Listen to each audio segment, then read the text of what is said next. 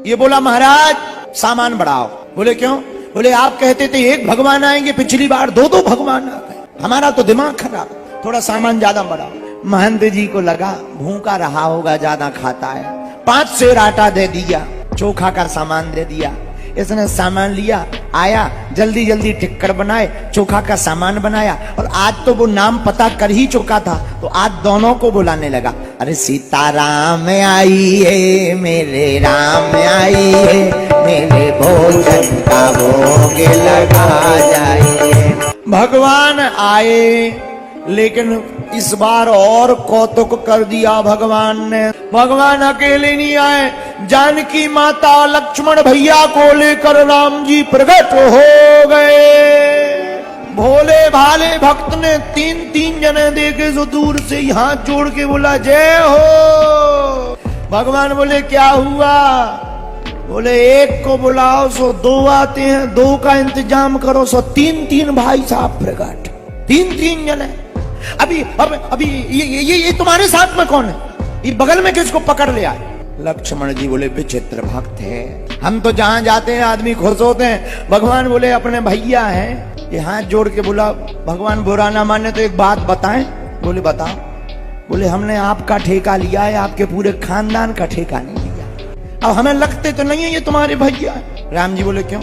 आप सांवरे जी गोरे, आप अलग रंग के, ये अलग कलर के, भैया एक ही कलर के होते हैं। लेकिन अब आ गए तो कोई बात नहीं, आधी एकादशी तो करवाई दोगे। कोई बैठो बैठो, जल्दी तो बैठो, देर ना करो। भगवान बैठ गए, राम जी बैठ गए, लक्ष्मण जी बैठ गए, माता जानकी जी बैठ गए। भोला भक्त तीनों को भोजन कराने लगा। तीनों को देख कर बोला सरकार पहले आप 2 अच्छे लग रहे थे, अब तीनों बहुत अच्छे लग रहे हैं। भगवान भोजन करके जाने लगे। ये फिर बोला फिर एकादशी आएगी? भगवान बोले हाओ। इस बार हाथ जोड़ के बोला सरकार इस बार टाइमिंग तो बहुत गजब की थी, जल्दी आ गए, लेकिन गलती कर दी, नंबर बढ़ा देते। अगली बार कितने आओगे गिनती बताओ, और सब ठीक, गिनती बताओ कि 3 4। भगवान बोले चिंता आ जाएंगे आज। अरे नहीं गिनती बताओ। अरे आ जाएंगे चिंता। इतना कह के भगवान अंतर ध्यान हो। ये आया वापस। 15 दिन बीते, फिर एकादशी आई। गुरुजी बोले एकादशी है? ये मुंह लटका के बोला हाउ है। तो गुरुजी बोले मुंह क्यों लटकाए? अरे बोले तुम्हारे भगवान हर बेर एक आदमी बढ़ा देते, एक का इंतजाम करो तो 2 आते हैं, 2 का इंतजाम करो तो 3-3 भगवान। इस बार अगर सामान देना हो तो ज्यादा सामान दो, कम से कम 10 सेर आटा दो। गुरुजी ने सोचा 10 सेर तो ये खाता नहीं होगा, जरूर बेचता होगा भगवान के नाम। गुरुजी ने भी कह दिया 10 नहीं 12 दे। हम भी देखते हैं आज कौन भगवान आते। कलयुग की घटना है, सीधी साधी। इसने 10-12 सेर आटा लिया, चोखा का सामान लिया, गुड़ लिया, पहुंच गया ये नदी के किनारे। लेकिन आज भक्त ने चतुरता कर दी। इसने सोचा सामान आज मटेरियल पर्याप्त है, एक काम करो पहले भगवान को बुला लो, जितने आएंगे उतने ही बना देंगे।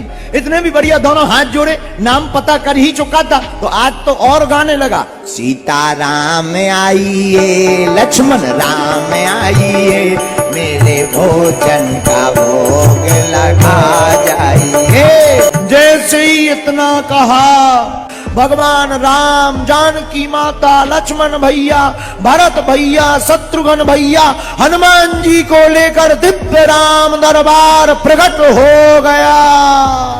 और जहां इसने राम दरबार देखा सो दूर से ही बोला जय हो। एक को बुलाओ सो 2 आउट, 2 का इंतजाम करो सो 3, और 3 की व्यवस्था करो सो पूरा मोहल्ला लेके आ गए। लेकिन हमारी भी सुनो, हमने भी आज कछु नहीं बना हुआ। भगवान बोले क्यों? अरे बोले जब हमें मिलता है ही नहीं, अपनो बनाओ खाओ। बोले क्यों? बोले जब हमें मिलते ही नहीं है क्यों अपने हाथ जलाएं? हर बार एकादशी हो जाती और तुम हर बार नंबर बदल देते, आज पूरा मोहल्ला लेके। इतने में इसकी नजर हनुमान जी के ऊपर गई और हाथ जोड़ के बोलो जय हो। आदमी तो आदमी, बंदर भी लिया है, कोई बात नहीं, पकड़ लिया, और बुला लो, और बुला लो, 2-4 और बुला लो, हमने बनाओ ही नहीं है वो भरोसा। राम जी बोले ये क्या बात हुई? हमसे भोजन नहीं बनाते, अब बनता है, थक गए। आप बनाओ खाओ, बचे तो हमें बताइए, ना बचे तो एकादशी हमारी है। और जैसे ही इतना कहा राम जी जानकी जी की तरफ देख के बोले, देवी जी अब आज भक्त का भाव है, आज लगता है खुद ही बनाना पड़ेगा। इतना कहती पूरा राम दरबार परिवार भरत जी भंडारे की तैयारी करने लगे, लक्ष्मण जी लकड़ियां लाने लगे और हनुमान जी भरत जी भंडारा बना रहे, हनुमान जी चौका चूल्हा कर रहे, शत्रुघ्न जी अमनिया कर रहे सब्जी की, माता जानकी जी बैठी भंडारे के चूल्हे पास। भंडारा बनने लगा, भोला भाला भक्त एक तरफ कोने में बैठ गया आंख बंद करके। किसी ने कहा तुम आंख क्यों बंद कर रहे हो? भक्त बोला हम बनते हुए भी तो नहीं देख सकते, भूख लगे आएगी फिर अल्लाएंगे कहां से, इसलिए आंखें बंद करें। और ये आंख बंद किए ही था, तब तक माता जानकी जी ने भोग बनाना शुरू किया। बड़े बड़े महात्मा अमलात्मा बिमलात्मा महात्मा प्रकट हो गए, माता जी हमें भी दो, हमें भी दो, हमें भी दो। इसने आंख खोली, एक बंद, बोला जय हो। क्या हुआ? बोले बचा खुचा मिलते ही सुई, बावन के मारे नहीं बचने। ये बाबा प्रकट हो गए, पीछे से गुरुजी आ गए इसके जो महंत जी थे। भोला जी, जी गुरुदेव, जी गुरुदेव, हाँ हाँ जी गुरुदेव।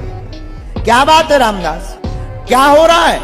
अरे गुरुजी आप ठीक आ गए, देखो तो कितने भगवान बैठे, भगवान ही भगवान बैठे। गुरुजी बोले हमें तो कुछ नहीं दिख रहा, तुम दिख रहे हो, सामान रखा दिख रहा। इसने कहा अब और बढ़िया रहा, जिसका मटेरियल है उसे दिखाई नहीं। अब तो और लफड़ा फंस गया, तुरंत भागा भागा राम जी के पास गया, बोले आपकी जय हो। राम जी बोले क्या हुआ?